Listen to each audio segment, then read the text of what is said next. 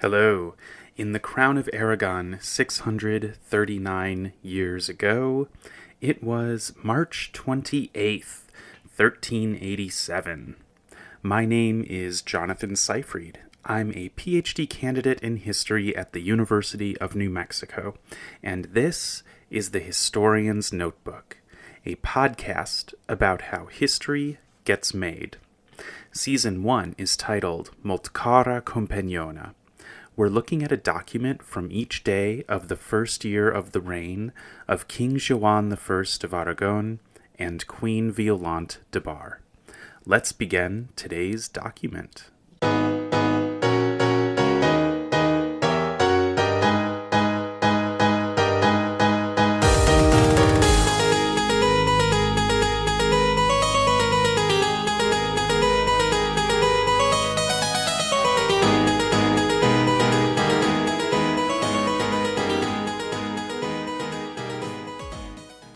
Today's document is from the Boria register of Violant, and it is an intriguing one, to say the least. So the addressee is the name at the very beginning of the letter underneath La Reina, and that name is Mossen Francesc. So somebody named Francesc is the recipient and is getting instructions. Now, I feel like I've seen that first name before in conjunction with the officials, maybe in the treasury somewhere. Oh, I just wish I knew who this Francesc was, because that would help a lot, I think. Now, the content of the letter is in regard to certain properties and also a person named Bernat Vilella. Okay, couple weird things about this document. In the first line, the content is about it's some kind of officials. They're called scrivanes dels justicias, or justiciat. So there's some kind of writers of the judiciary? Writers of the judiciary. So this could be like the clerks. It's not any kind of office that we've seen before. It's not a notary, because I think Violant would have used notary. It's not a bailiff or a veguer. These are scribes. This is the word for scribes, scrivanies. So the writers of the judiciary in a certain via a loch. So the town and the surroundings. Okay. And then line 2 is where it gets juicy, because the place names are Boria and Magallon. Now, Violant doesn't refer back to this in the letter herself, but on March 10th and March 11th, we read some documents about these two places. Those documents were the ones that Joan and Violant sent to the governor of Aragon with a severe reprimand. Why? Because they had heard that the governor of Aragon had been dragging his feet to confiscate on the order that they had placed. Joan and Violant had given him an order to confiscate properties from Bernat de Fortià, the brother of the former Queen Sibylla. And so they wrote to him. Joan wrote on March 10th, and Violant wrote on March 11th, saying, you'd better carry out our orders or else there's going to be severe consequences. And the tone was the most punishing that we've seen in the entire podcast so far. They were mad. And the places that were listed in that letter are the same places that now we see in this innocent-looking administrative document being sent to a certain Mossen Francesc. And what's happening with these places? Well, there's been a kind of document, I believe it's what's referred to as the donades, something like donation or kind of, I'm not quite sure how to translate that in this legal sense, but the writers of the judiciary have come up with some kind of documentation or authorization for these two locations, and guess who is going to be receiving them? It's someone, well, I don't know, we haven't heard of before, so you wouldn't really be able to guess, but it's someone who's closely connected to Jaume and Violant. And how do we know that? It's because on line 2, continuing on, we have the name Bernat Vilella. And then after that name, we have de casa de nostra molt car primogenit, going on to line 3, lo Dauphin de Girona. So this is somebody, Bernat Vilella, who is of the house of our most dear firstborn inheritor to the throne, the Dauphin de Girona. That is Jaume, their 3-year-old son. So there's someone that is an administrator for the affairs of their son, and that person is Bernat Vilella, and he now is going to be the recipient of these properties, if I'm reading this letter correctly. I think I am.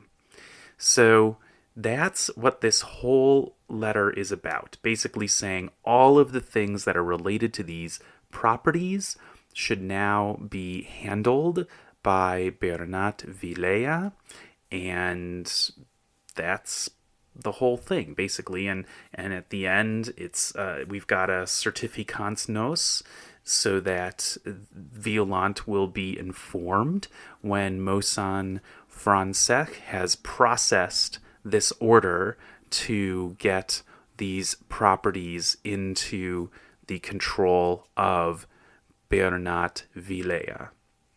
So it seems that the governor of Aragon did respond to those very harsh letters that Jaume and Violant sent on March 10th and March 11th, and that by March 28th, those properties are now available to be given to somebody else.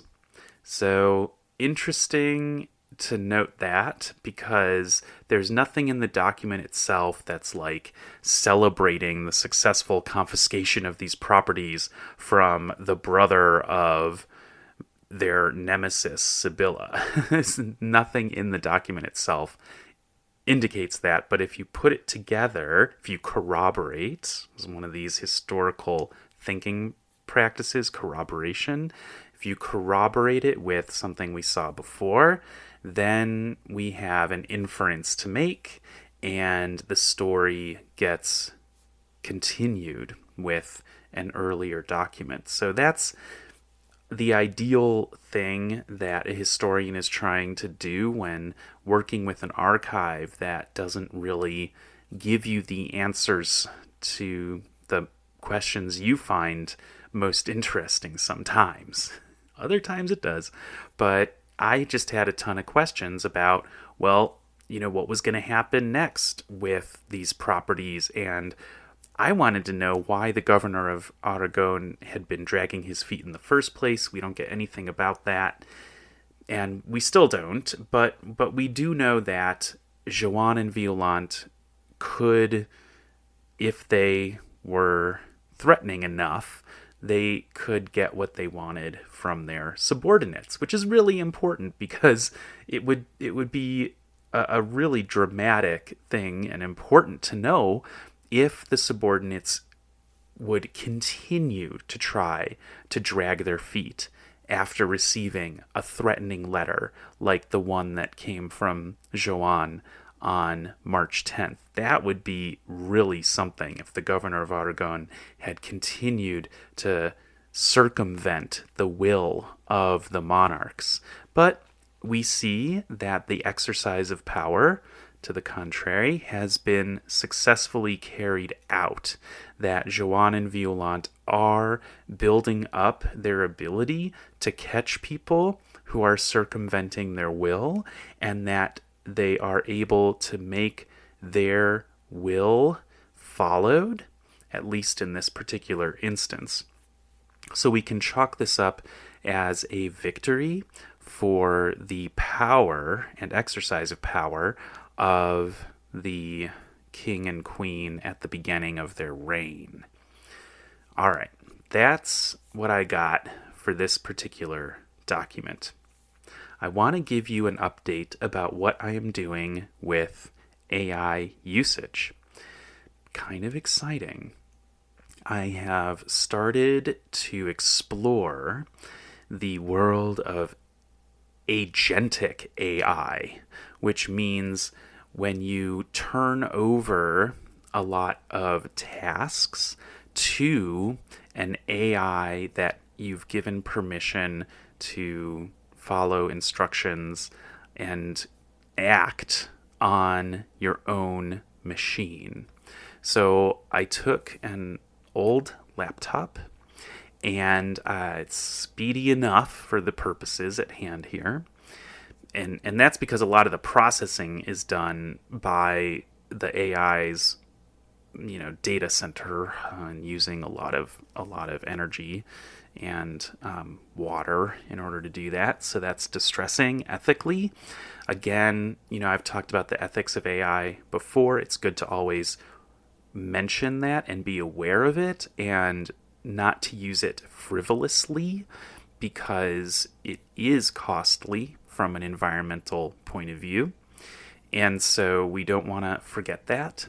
And at the same time, these tools are extremely powerful and have tremendous potential for unlocking a lot of historical information and providing historians with tremendous new capabilities for understanding the past and creating narratives of the past. And we should explore that, because the more that we can innovate in historiography, I think the better for society.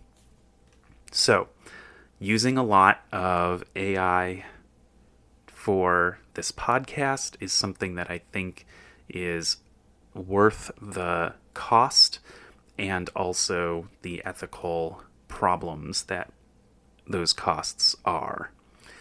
All right, let's get back to what I'm exploring and doing now. So on this other computer that does not have access to sensitive things like my tax returns and stuff, on my normal computer, this computer's been wiped, I have downloaded OpenClaw. You might have heard of OpenClaw. It's really the most popular AI agent these days. And, this is the end of March of 2026. And so, of course, that could change.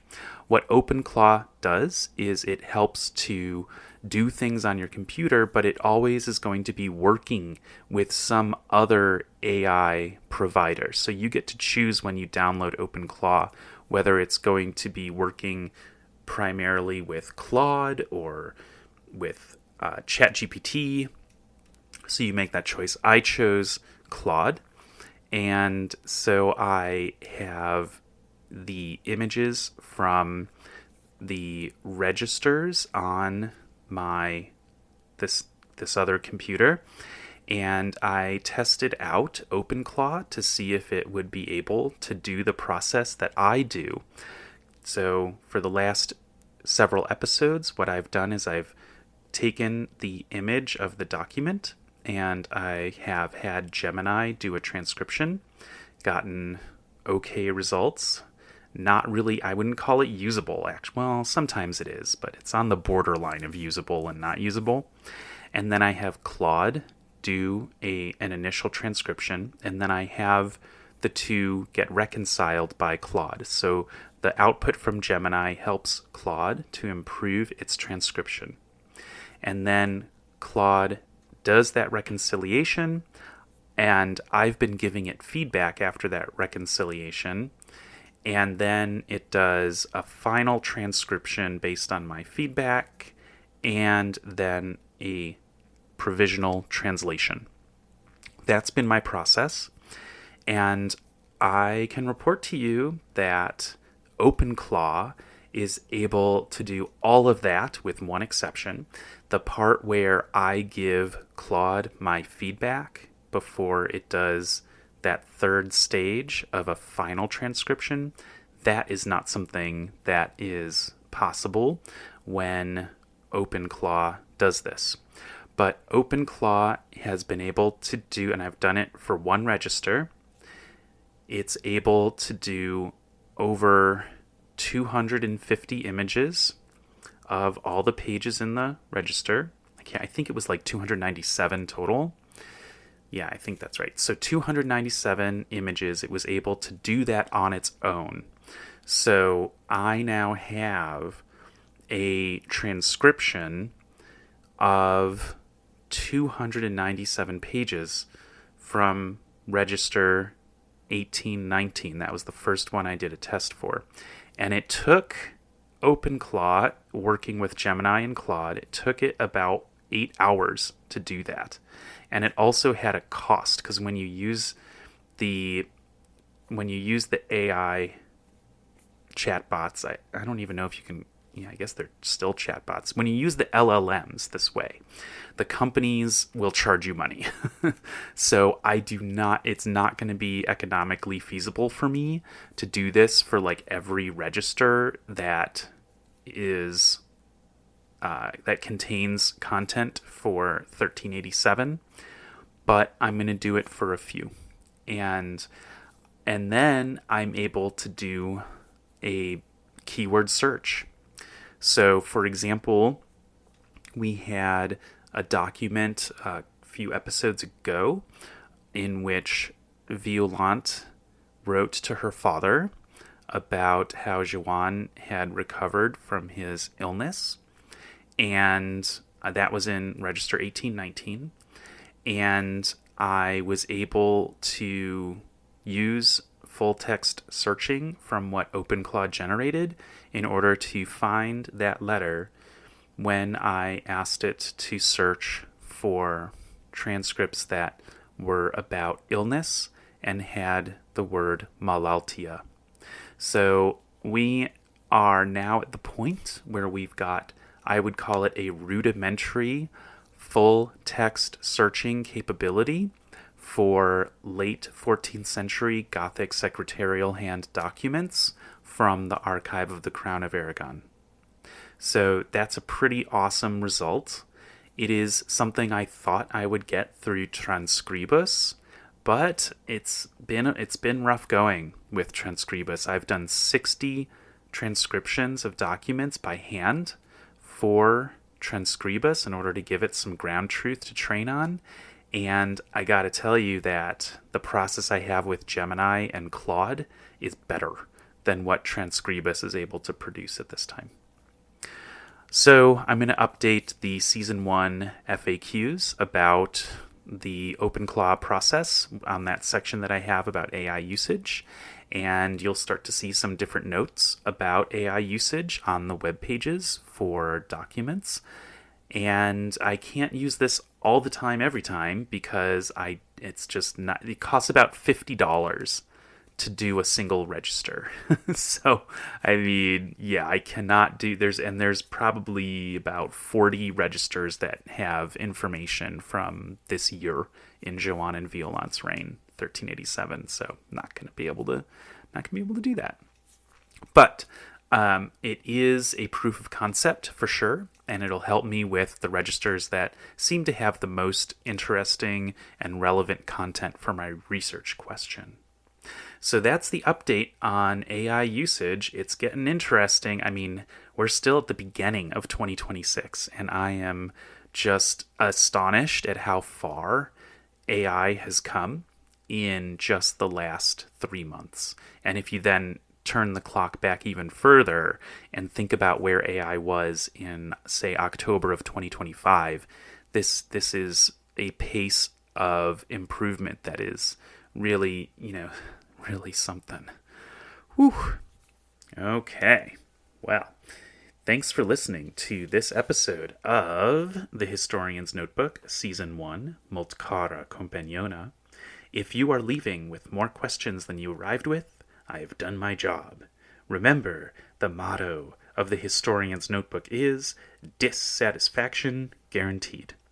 Visit the website to see an image of today's document and additional show notes, and listen again tomorrow to hear about the next day in the first year of the reign of King Joan I of Aragon and Queen Violant de Bar. In the meantime, take care.